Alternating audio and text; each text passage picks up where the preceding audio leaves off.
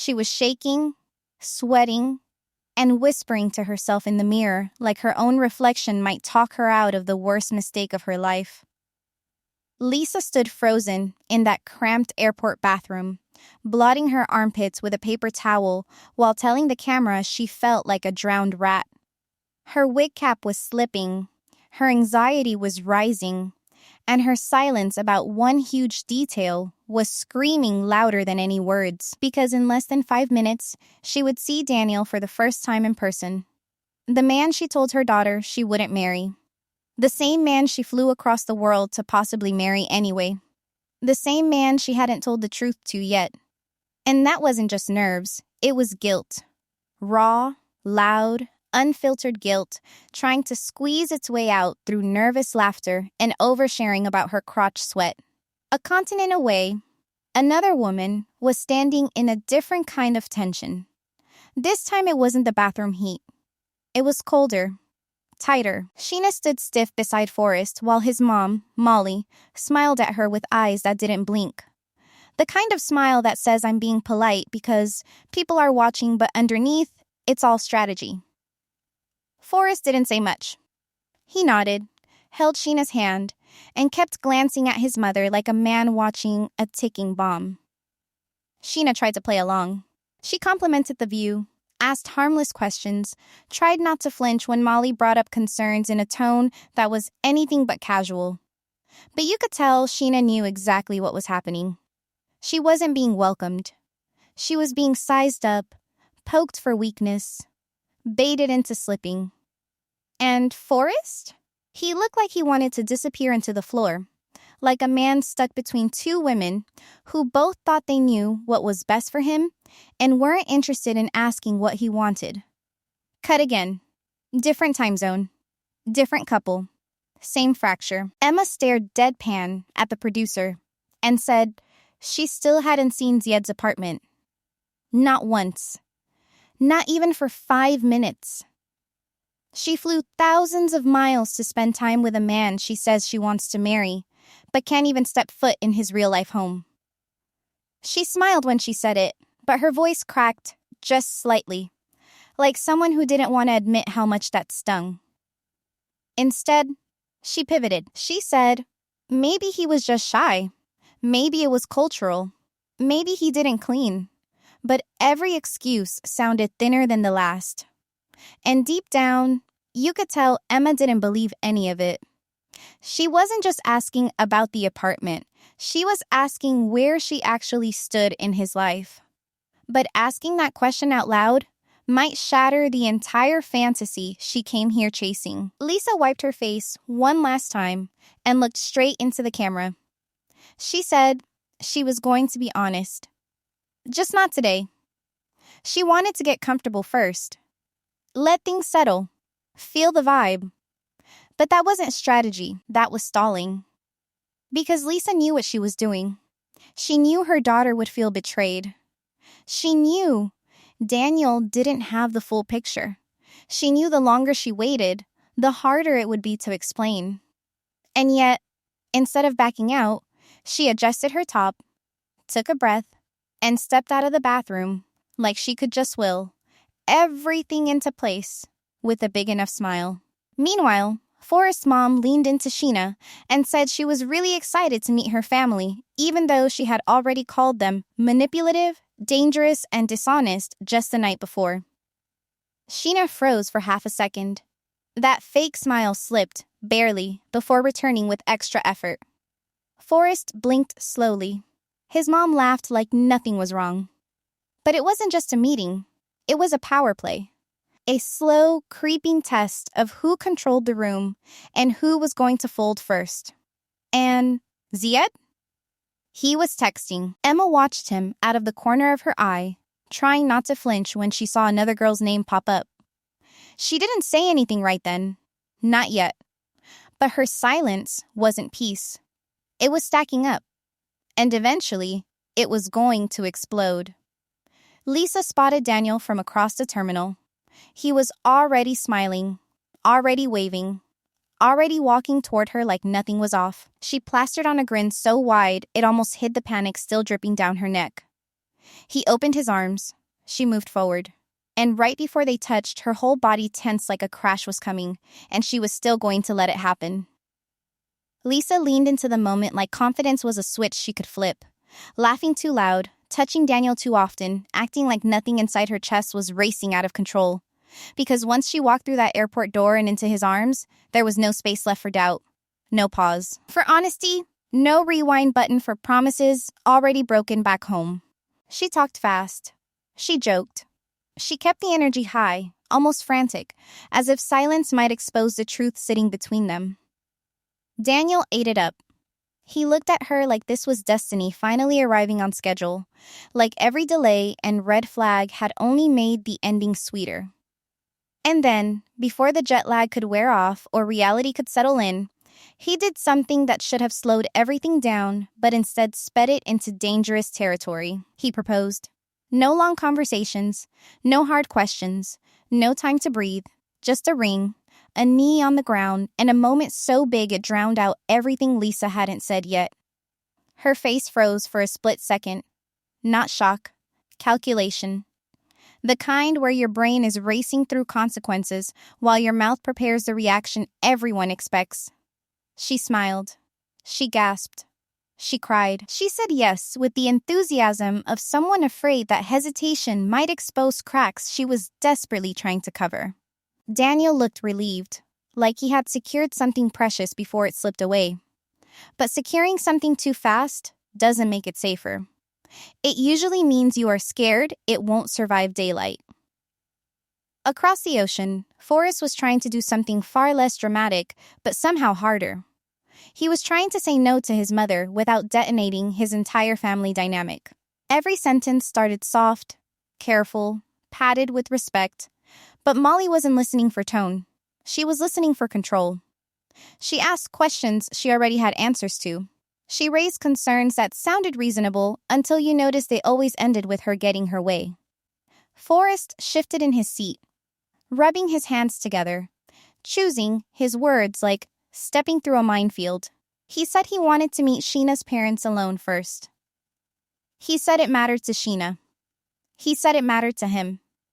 And his mom stared back like he had just spoken a foreign language. The smile returned. Tight. Polite. Dangerous. She didn't yell. She didn't storm off. She did something far more effective. She questioned his judgment. She questioned Sheena's motives. She implied manipulation without using the word. Forrest pushed back, barely, reminding her he was an adult, reminding her he wasn't a child anymore. It sounded rehearsed, like a speech he had practiced in his head for years and still wasn't sure he was allowed to give. And the moment he said it, you could see the cost hit him in real time. His shoulders dropped. His eyes darted. Independence always comes with consequences, especially when someone else benefits from you staying small.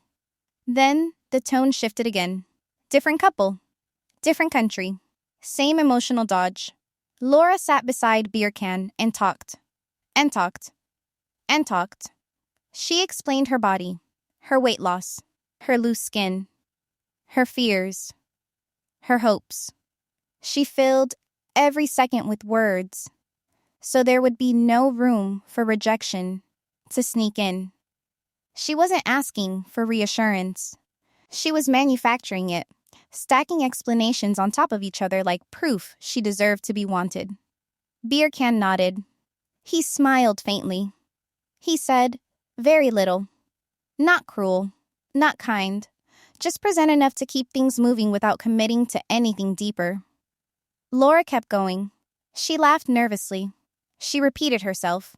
She tried to make her insecurity sound practical, like something that could be solved with surgery, confidence, or the right partner standing beside her. Beer can stayed neutral, which in moments like that feels less like calm and more like absence. The imbalance was obvious. One person bleeding emotion, the other absorbing without giving much back. And yet, Laura smiled like this was connection, because admitting otherwise would mean facing how exposed she already felt. Back to Lisa, now glowing in the aftermath of the proposal, telling the cameras how happy she was, how sure everything felt, how this was meant to be. The words sounded right. The timing didn't. She still hadn't told Daniel about her promise to her daughter. She still hadn't explained the parts of herself she usually edits out. The ring didn't erase those truths. It just made them heavier. Forrest sat quietly, later that night, replaying the conversation with his mom in his head, trying to convince himself he had done the right thing. Sheena squeezed his hand and told him she appreciated him standing up for her, but even that gratitude carried weight, because now there was no going back. Once you choose your partner over your parent, even gently, the balance shifts forever. And then there was Emma, sitting alone, laptop open, fingers hovering. She told herself she was just curious. She told herself this wasn't a big deal. But curiosity doesn't usually come with a knot in your stomach. She clicked, scrolled, froze. One new girl, then another, then another. Different countries, different profiles. 12 new names since the night before. 12 tiny reminders that whatever story Zied was telling her didn't include exclusivity. Her face didn't explode with anger. It went still. Flat. Hurt in a way that hadn't caught up to rage yet. And in that silence, the fantasy cracked just enough to let the truth seep in. Forrest had tried. For weeks, he'd nodded, deflected, compromised, and softened every boundary just enough to keep his mom from feeling shut out. But this time was different. Sitting across from her, back straight, hands locked tightly in his lap, he said it out loud. He didn't want her at the meeting with Sheena's parents, not because he didn't love her, not because he didn't value her opinion, but because her presence would turn something already fragile into something confrontational. His voice didn't rise. His tone didn't change. But the shift in the room was instant. Molly blinked twice. The smile she was wearing didn't twitch. But her eyes stopped moving. That kind of stillness that comes before the snap. She asked why. He explained again. Said it would help things go smoothly. Said it wasn't personal. Said he wanted Sheena's family to meet him without extra tension. But all of that was noise to Molly. What she heard was exclusion, rejection, disobedience, her son stepping out of line. And behind her practiced calm, something cold started settling in. The kind of cold that doesn't scream or argue. It waits. Halfway around the world, Lisa sat in a car with Daniel, giddy but too rehearsed. She kept calling him sweetie, baby, my love, as if the more names she piled on, the more real their connection would feel. He smiled like a man already convinced. But Lisa was too busy managing the illusion to enjoy it. She knew what she hadn't said yet. The conversation with her daughter. The promise not to get married. The fact that she was here with a ring on her finger and a pit in her stomach. She called it timing. Said she wanted to ease into things. Said honesty would come once they had settled. But the longer she talked, the clearer it became she wasn't building trust. She was buying time. And time has a nasty habit of running out when you need it most. Back in the clinic hallway, Laura was breathing shallow, trying to keep it together as she waited for her plastic surgery consult. Her hands wouldn't stay still. Her voice cracked when she told the producer she just wanted to feel like herself again. But what she really meant was she wanted someone else to see her the way she used to see herself before the weight, before the scars, before the reflection that didn't match the effort. When the nurse called her name, her whole body stiffened. And as she walked into the exam room, she glanced back at Beer Can, who gave her a thumbs up so casual, it felt like a shrug. Inside, she sat on a cold chair while a stranger measured and photographed every inch she hated about herself. She tried to explain why she was doing this, why she brought him with her, why it mattered. But the more she spoke, the more her voice started spiraling. Less explanation, more pleading. Not for permission, for acceptance. For confirmation that this wasn't pathetic, that this wasn't another decision made too fast, with the wrong person, in the wrong place. Birkin watched her like he was sitting through a commercial break, present, polite, but miles away. Meanwhile, Emma stared at her laptop screen, breathing slow but shallow, cursor hovering over the extension button, like pressing it would confirm the things she already suspected, but wasn't ready to admit. Zied had been acting different. Still affectionate. Still attentive. But there were gaps. Missed calls. Shorter replies. A new password she hadn't noticed before. And when she finally clicked, installed, and refreshed, her stomach dropped. The list wasn't long. It was massive. 12 new girls. All in the last 3 days. Different countries. All added quietly. All without explanation. She stared at the names. Then at the dates. Then back at the screen like maybe it would glitch and show something better. But nothing changed. Not the names. Not the pit in her gut. And definitely not the quiet voice in the back of her mind that had been saying this whole thing was off from the start. She minimized the window slowly. Didn't cry. Didn't rage. She just sat there, frozen between knowing too much and not knowing what to do with any of it. Back in that small kitchen, Forrest stood while his mom said nothing. She was smiling. Still. Quiet. Still. But her glare had shifted into something sharper now. Less disappointment, more calculation. And while she didn't raise her voice, didn't argue, didn't press, the message was clear. You made a choice, and you'll feel it. Not now, but soon. And Forrest, for all his calm, felt it already. Because saying no is the easy part. Living with the silence that follows, that's where most people break. Emma didn't waste time. She waited until the camera crew was settled, until Zied had half a smile on his face, and then she went in quiet, but sharp. She asked why he followed 12 new women online in 3 days. His expression didn't move, not even a blink. He shrugged slightly, said something about mutual follows, claimed he didn't even talk to them, said it wasn't flirting, said it didn't mean anything. And when she didn't respond right away, when she just looked at him, steady and unblinking, he leaned back and flipped the table without raising his voice. He asked where she went for 2 months last year. Asked why she stopped answering, why she disappeared, why she came back like nothing happened. His voice wasn't angry, but it hit harder than shouting. Because she hadn't expected him to go there. And now she was cornered. She looked down for a second. Then she sighed. And she said it. She had been trying to work things out with her ex. It was a mess. She thought it might be salvageable.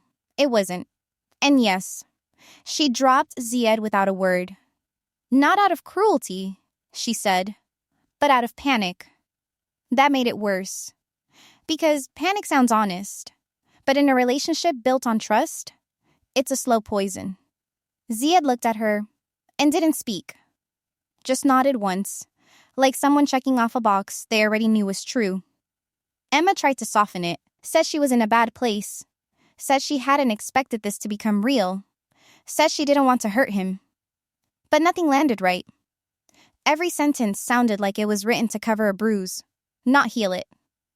And across the world, Lisa was making a selfie video while dancing in a hotel room, twirling around, while tears streaked down her cheeks. The music wasn't playing, but she mouthed the words anyway, like it might turn the moment into something meaningful. She switched angles twice, zoomed in on her eyes, wiped her face, kept saying how happy she was, how grateful, how excited. But the energy was manic, like someone trying to shout over the truth building behind them. Her voice cracked more than once. Her movements were erratic, and when she stopped dancing, she stared at the camera for 4 straight seconds before whispering, "I just don't want to mess this up." Daniel didn't see any of that. He was waiting in the hotel lounge with a bouquet of flowers he'd bought 5 minutes ago from a vendor outside. When Lisa walked in, still flushed and shaky, he stood up like he was watching a bride walk down the aisle. He told her she looked beautiful. Then he paused, held out the flowers, smiled like a man who meant it, and said, "You're more beautiful than these." She laughed, a little too hard, hugged him, a little too tight. The camera cut to her face just long enough to catch the fear flicker before she buried it in affection. Daniel kept smiling. He believed this was the start of everything. Lisa knew she was already in too deep to backpedal. They went upstairs. And the camera didn't follow. But the mics did. You could hear them laughing, the shuffle of clothes. Lisa saying something about freshening up. Then a long pause. Then the sound of her voice again. A little shakier this time. She asked if he was ready. Daniel didn't hesitate. He said yes, like it was a promise. And when they finally reappeared for the next on-camera moment, their clothes were rumpled, their energy was mismatched, and the kiss they gave each other looked more like obligation than chemistry. Too long, too wet, too performative. Lisa closed her eyes like she was bracing for something. Daniel kept leaning in like he couldn't tell she had already pulled away. The moment lingered longer than anyone needed, and when they separated, the silence that followed was louder than anything they said all day. Forrest didn't raise his voice. He didn't need to. He just said it flat. One more time. This time, without softening the edges. He looked his mother in the eye and said she wasn't coming to meet Sheena's family. Not this time. Not tomorrow. Not ever, if she couldn't respect his choice. Molly froze. Her expression didn't crack, but her posture changed just enough to register the insult. She blinked slowly, folded her hands, and tilted her head with that practiced calm that always came before emotional chaos. Then, she said the one thing that would hurt most. She told Forrest she didn't know if she could trust him anymore. That wasn't a conversation. That was a warning. That was a mother reminding her son how quickly love turns conditional when control is challenged. Forrest stood his ground, but you could see it shake him. She didn't shout. She didn't storm off. She twisted the knife slowly, framing her disappointment as worry, wrapping judgment in silence. She said, "You've changed." He said, "I had to." She said, "I hope you know what you're doing." He didn't answer, and Sheena, who had been off-camera moments earlier, now sat across from her own storm. She was talking about her parents. Again. Only this time, she wasn't afraid. This time, she was defending them. Which would have made sense if she hadn't spent the last 3 weeks calling them toxic, distant, emotionally manipulative. Now suddenly, they were misunderstood. Now suddenly, they were good people. It didn't add up, and Forrest noticed. His silence said it before his words did. Sheena told him they just needed a chance. That first impressions matter. That her parents weren't perfect, but they deserved a clean slate. But it wasn't about the parents. Not really. It was about the performance. About saying the right thing to keep peace in the room, even if it meant rewriting your own history. Forrest didn't challenge her. He didn't need to. Because Sheena already looked guilty for the pivot. Already knew this was a narrative she was constructing for safety, not truth. And that's the problem with survival mode. You start changing your story so often that you can't remember which version was real. A few time zones away, Laura was standing in a cold exam room, shirtless, with harsh white lights casting every insecurity onto a projector screen the size of a small wall. The doctor clicked through high-res images of her torso, her stomach, the loose skin she'd fought for years to hide. Every angle felt like a spotlight. Birkin sat beside her, watching the slideshow with the emotional range of a lamp. Laura didn't speak at first. She just stared at her own body in blown-up detail, while a stranger explained how many inches would be cut, where the scars would sit, what her new shape could look like. It was clinical, efficient, merciless. When she finally spoke, her voice barely made it across the room. She said she wanted this, that she wasn't ashamed, that this was about self-love. But none of it sounded convincing, especially not with her arms crossed so tight over her stomach and her eyes refusing to meet her reflection. The doctor talked about pricing, recovery time, risks. Laura nodded, as if logistics could overpower shame. But the most painful part wasn't the surgery. It was doing all of it with a man who hadn't yet said whether he was here because he wanted to be or because he didn't have anywhere else to go.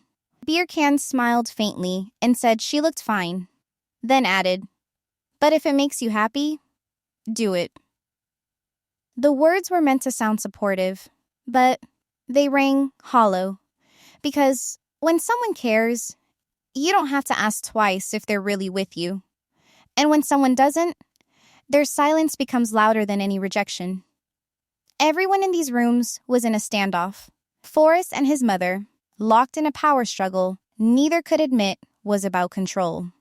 Sheena and her own credibility, bending backwards to defend the very people she used to fear. Laura and her reflection, trying to reclaim something she hadn't felt in years. And the men in their lives, smiling through the tension, saying just enough to get by, offering presence without clarity, comfort without commitment. No one was backing down, and no one was being honest about what they really needed. Because the truth wasn't beautiful. It wasn't cinematic. It was messy, inconvenient, and likely to ruin everything they were pretending to protect. The moment Daniel dropped to one knee, the whole room slowed down like someone had pressed pause, but not in a fairy tale way, in a tense, suffocating kind of stillness where everyone waits to see how fake the next reaction will be. Lisa blinked fast, as if she couldn't decide whether to act surprised or panicked. Her eyes darted to the camera, then to Daniel, then back to the ring. And the smile that stretched across her face had more fear than joy stitched into it. She covered her mouth like someone who'd been proposed to in a grocery store, not a woman who'd already rehearsed a version of this moment in her mind a dozen different ways. The silence dragged. And then she said yes. Not a soft yes. Not a trembling yes. A big, showy, breathy yes that came with a hug tight enough to avoid looking at his face. Daniel grinned wide. The kind of grin that belongs to someone convinced they'd won something. But he didn't notice her hands. The way they trembled when she adjusted her hair. The way she pulled back half a second too soon. The way she exhaled like someone who had dodged a question, not accepted a proposal. That ring wasn't a promise. It was a delay. Emma stared at her phone for too long, scrolling, watching Zied's feed. Her face was blank, but her eyes were darting. She turned the screen to him without a word. He glanced once, shrugged, looked away. She asked again why he added more girls, why he hadn't introduced her to his family, why his apartment was still off limits. Her voice was more tired than angry. And that's what made it worse. Zied didn't flinch. He didn't defend. He asked one thing, why she came back to him after ghosting him. Why she acted like he was the one breaking trust when she had walked away first. Emma shifted in her chair, bit the inside of her cheek, and avoided the stare. She said things were complicated. She said she was overwhelmed. She said she didn't mean to hurt him. But every word sounded like a script she didn't believe anymore. Zied leaned forward and said something that hit harder than a raised voice ever could. He said she was playing the victim in a story she helped create. That she was holding him hostage to guilt she hadn't even acknowledged. She opened her mouth to argue, then closed it because she knew it wasn't entirely wrong. Laura, a few rooms away in a different scene entirely, was wiping tears from her face while smiling like everything was finally working out. She was back in her regular clothes now. No harsh lights, no blown-up projections, just her and Beer Can in the car ride home, where he told her she was strong, brave, and beautiful. He said her decision was powerful, that she didn't need to change a thing, that he was proud of her. It was everything she thought she needed to hear. So she smiled and nodded and held his hand. But the tears didn't stop, because none of those compliments fixed the part of her that still didn't believe she deserved them. And none of them answered the question sitting quietly in her head: why did she need his validation so badly in the first place? She wanted to believe it was love. But love doesn't usually need a second opinion. Back in the stillness of an empty hallway, Sheena leaned close to Forrest while his mom talked loudly in another room about how she'd changed her mind and wanted to come to the family meeting after all. Sheena didn't raise her voice. She didn't roll her eyes. She just whispered one sentence into his ear so softly, the mics barely caught it. They're going to destroy this. Her eyes weren't angry. They were tired. And somewhere behind that exhaustion was fear. Not of his mom, not of confrontation, but of being right. That this relationship, no matter how much they tried to protect it, was already being picked apart by people who believed they were doing it out of love. Emma sat stiff, arms crossed but face soft, like she was trying to look calm while her insides kept spinning. She said she just wanted the truth. That's all.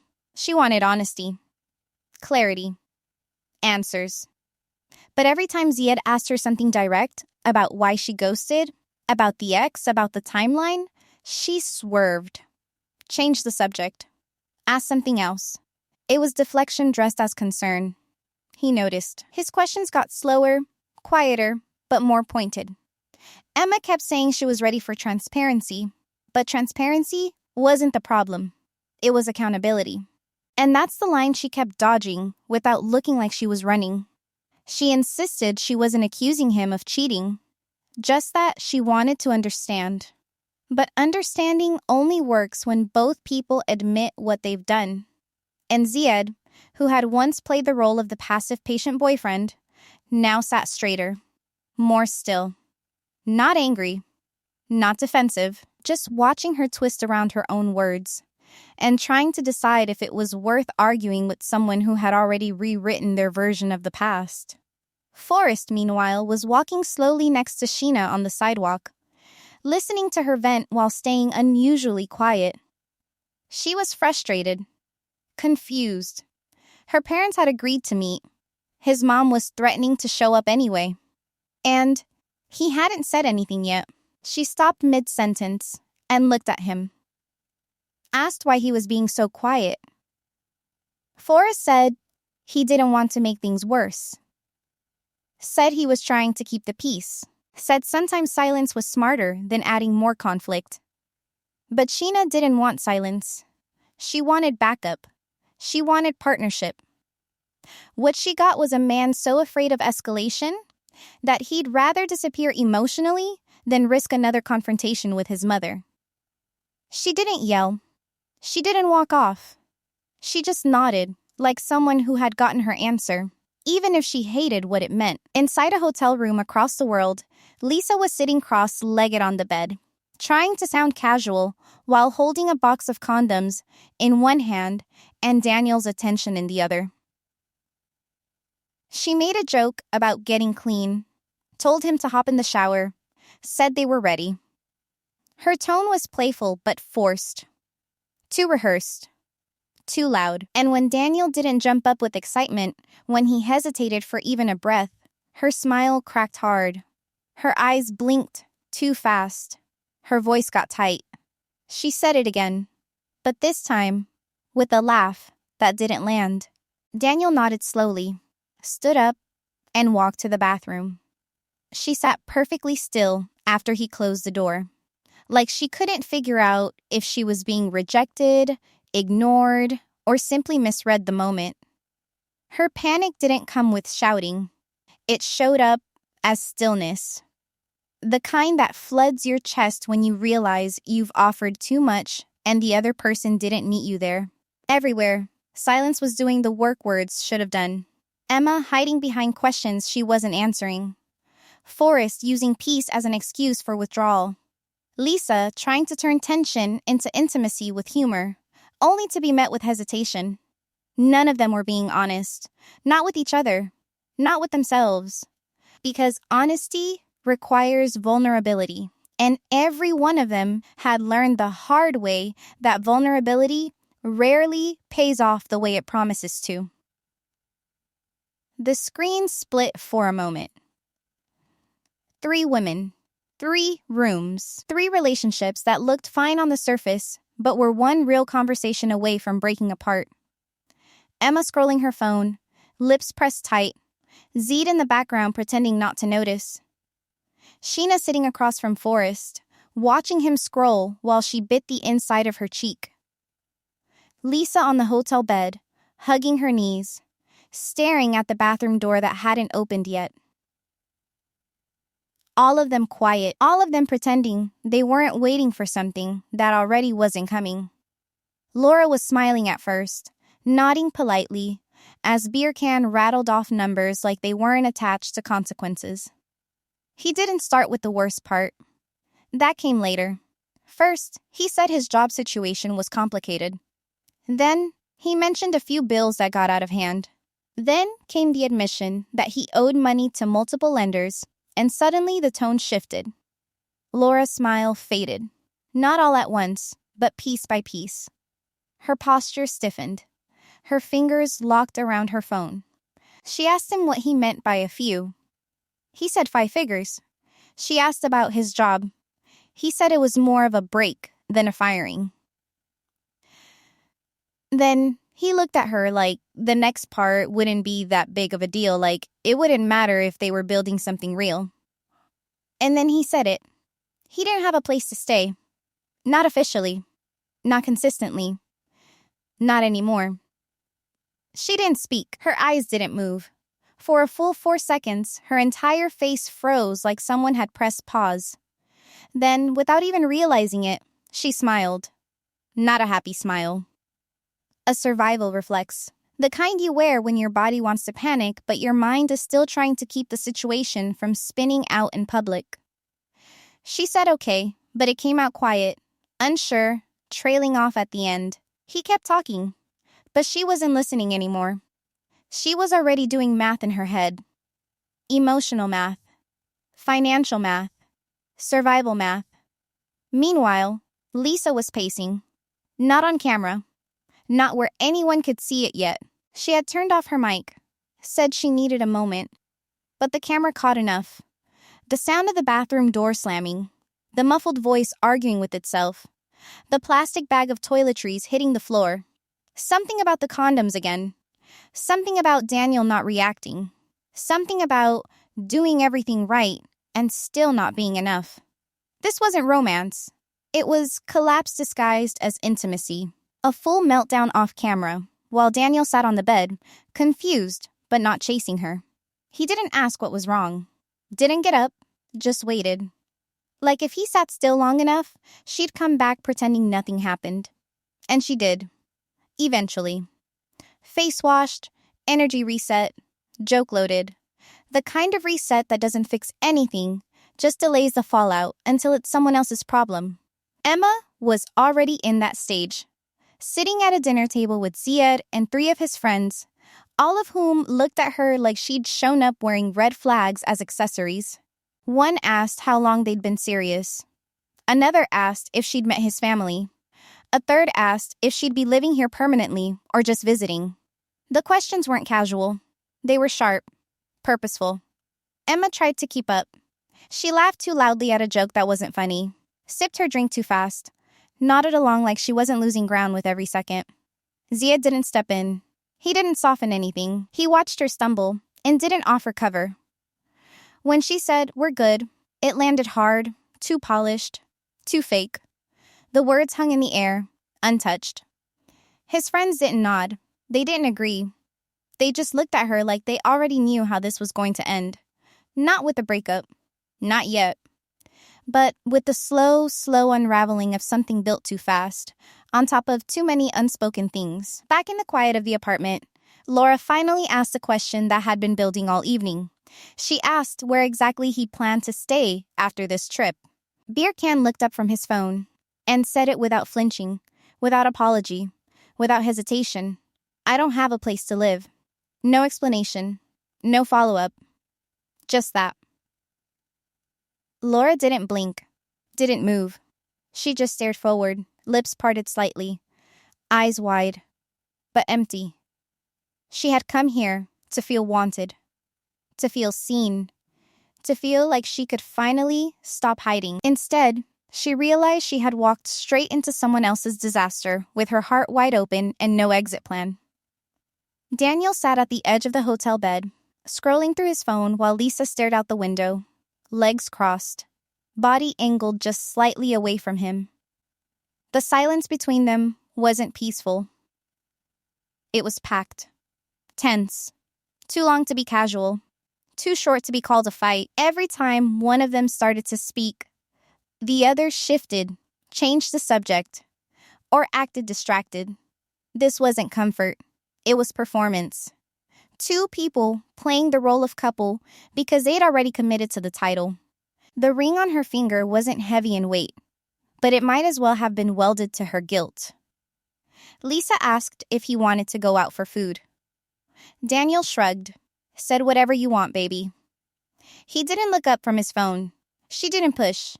She laughed once, short, dry, and walked into the bathroom, where the camera didn't follow, but the mic caught the sound of her sighing like someone holding in a scream. Across the ocean, Forrest sat across from his mom in the lobby of their hotel, watching her smile politely at a stranger who'd asked them how their trip was going. Molly said it was amazing, said she loved being here, said she felt so connected to everything around her. Forrest didn't say anything. He just watched her deliver lines she didn't mean, with the ease of someone who'd practiced pretending long before the cameras showed up. Her tone was soft, her posture calm. But the edge in her compliments, the tightness behind every smile, none of it fooled him anymore. Sheena wasn't with them. Not today. She was out with her sister, regrouping, avoiding more conflict. Forrest had told his mom that. Molly nodded, said it was fine, said she understood. But her eyes didn't match her words. He asked if she was really okay. She smiled wider, said of course, said she was happy for him, said she'd support him no matter what. And just like that, the lie landed, neatly packaged, emotionless, too easy. Forrest didn't respond. He sipped his coffee, stared at the table, and thought about how love turns into manipulation so slowly, you almost miss it. She taught him to be polite, to avoid drama, to keep things nice. But all Nice ever did was cover control. Emma, meanwhile, was sitting next to Zied in a dimly lit restaurant. He was eating. She was picking at her food. He hadn't apologized. He hadn't explained. He hadn't acknowledged the conversation from 2 nights ago, the one where she caught him lying, where she admitted to ghosting him, where everything cracked wide open. Today, he was smiling, acting like they were on vacation, asking about dessert. She nodded along, played the part, said she was fine, said she was just tired, said maybe she just needed a day to relax. But her hands were shaking slightly, and when the camera panned for a solo confessional, she looked straight into the lens like she was about to say something meaningful. Then she stopped, paused, blinked, and all she said was, "I think we're figuring it out." Her voice didn't match the words. Her eyes didn't hold confidence. But it didn't matter. That's what made it to camera. That's what the audience would hear, not the silence between her and Zied. Not the way her body turned away from him in every frame. Just that line. Flat. Soft. False. Daniel and Lisa went out for dinner after all. She put on lipstick. He held the door. They walked like they were happy. They laughed at each other's jokes, though nothing said was particularly funny.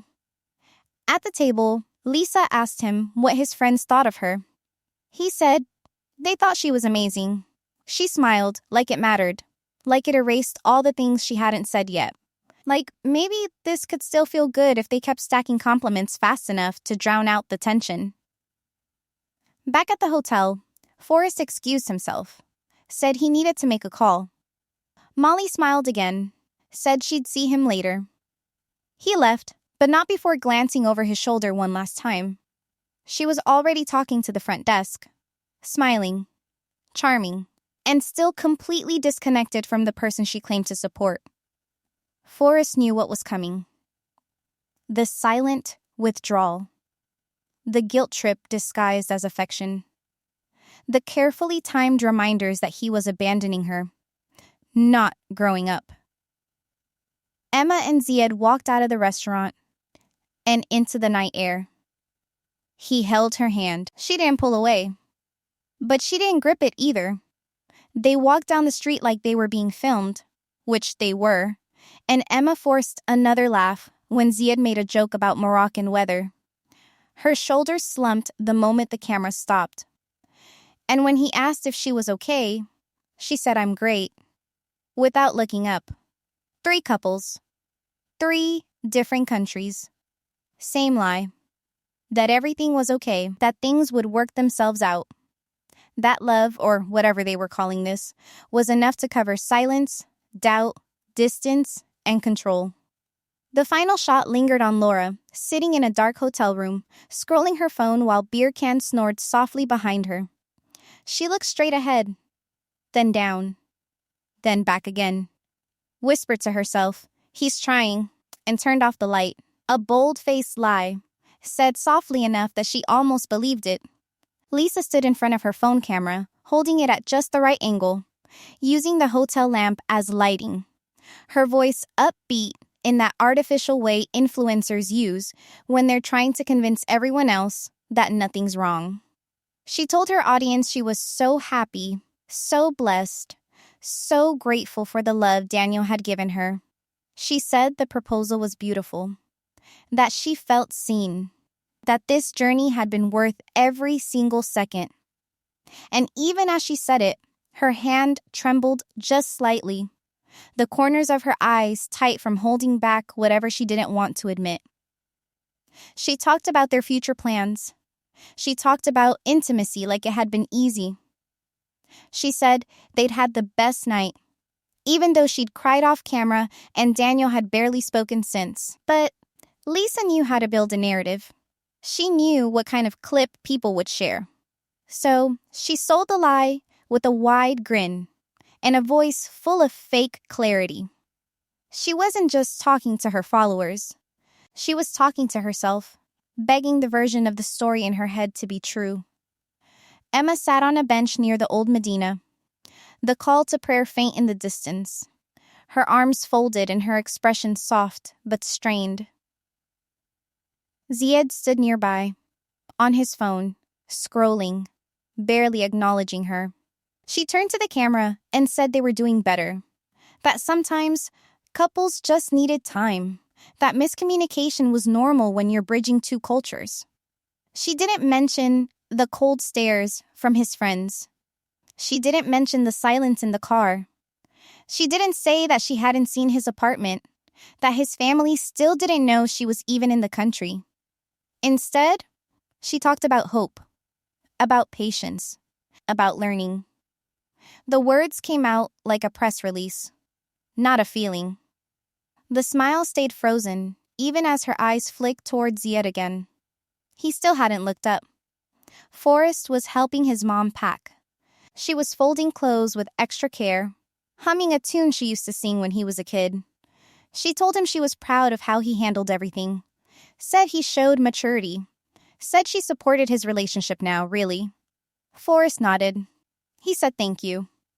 But the space between them felt bigger than ever. Sheena wasn't in the room, by choice. She'd decided to skip the goodbye, said it would be less complicated. Forrest didn't argue. Molly asked if he'd keep her updated. He said he would. She smiled wide and hugged him.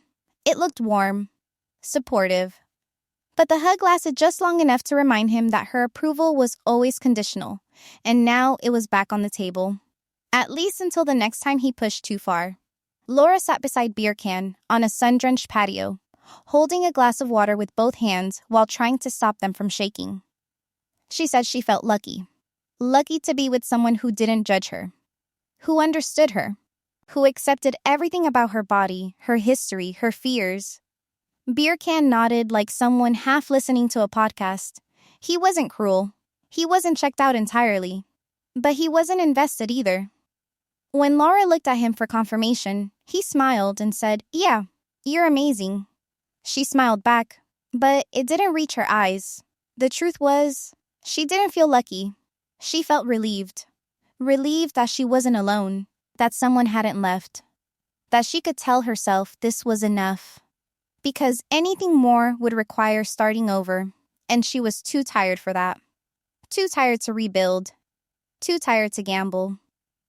Zied sat in the corner of the cafe, still on his phone, thumbs moving, while Emma sipped her tea and smiled into the distance. She asked if he wanted to walk back soon. He nodded without looking up, said sure like it didn't matter either way. She asked if he was okay. He said, "Yeah, all good." Then silence again. She looked into the camera later that evening, alone, said that Zied was a quiet guy, that sometimes people mistake that for distance, but really, he's just deep. She said relationships aren't about constant validation, that sometimes love shows up quietly, that she'd learned to appreciate that. But what she didn't say, what she couldn't admit, was that she was desperately trying to read silence like it was poetry, that she was translating apathy into mystery, that she decided to accept less than certainty because her pride wouldn't survive another failed relationship. She ended the video with a soft smile and a promise that next time things will feel more settled. A promise she knew she couldn't guarantee. Lisa uploaded her final selfie from the trip, her and Daniel with matching outfits and tight grins, the caption full of hearts and hashtags. Daniel didn't write one of his own, just liked hers, and moved on. Forrest texted his mom to say he loved her. She replied with a thumbs up. Laura booked her surgery date, said it felt empowering, but it also felt like resignation, like she was choosing to become someone else, because the version she'd been wasn't getting her the love she wanted. And Zied? He followed 3 more girls before the day ended. Emma saw the notifications. She didn't say anything. The final montage was quiet. No voiceovers. No dramatic music, just the sound of chairs scraping floors, luggage rolling across sidewalks, feet shifting in awkward silence. Every couple, in their separate spaces, breathing in the tension they'd spent the entire trip pretending wasn't real. Lisa fixing her makeup. Emma texting herself notes. Forrest staring at Sheena while she scrolled. Laura closing her eyes during the plane ride home. Zied still scrolling, unreadable. They had started this journey full of declarations. Passion, hope, TLC promises, and ring-sized dreams. But by the end, all that remained were people sitting next to partners they didn't fully trust, forcing smiles, holding hands like it meant something, waiting for cameras to cut so they could breathe again. And they all said the same thing, in different words, different tones, different languages. But the same message underneath every scene, every forced smile, every weak hug and too long pause, we're good, and they knew it wasn't true.